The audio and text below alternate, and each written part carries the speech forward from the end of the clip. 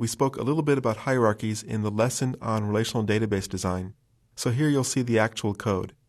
Using the family database, because it's the database with a genealogy, this is a query that's going to show us all of Audrey's children. And because Audrey is a person in the person database, and so are the children, we will have to reference the person database twice, once to find Audrey, once to find all of her children. Let's go ahead first of all and just test to see what is the person ID for Audrey. And it comes back as 6.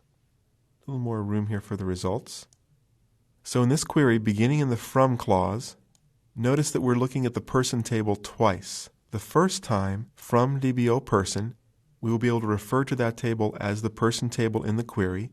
The second time, when we're joining back to the same table again, and this time we give it an alias, so the second time we refer to person, it will have the name of mother, because we're going to be referring to the mother.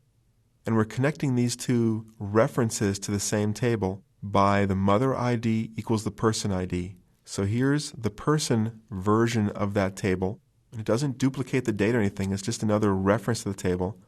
And we'll look at the mother ID column, which is the ID of that person's mother. And we'll join that to the actual person ID for the second copy of the table, which we're calling the mother table. Let's look at this graphically. So even though physically it's one table, we're going to be able to look at it twice within this query.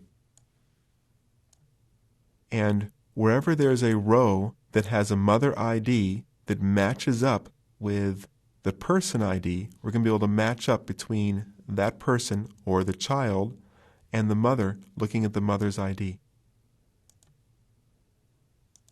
Then we restrict the query so we only find those rows where the mother is Audrey, and this will return her children.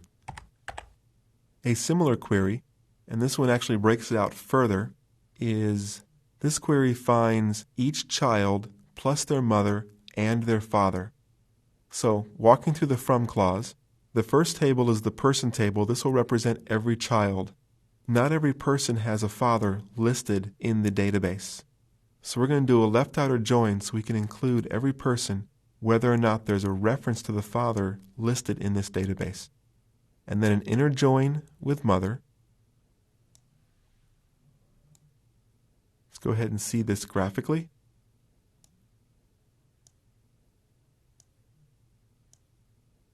Open it up.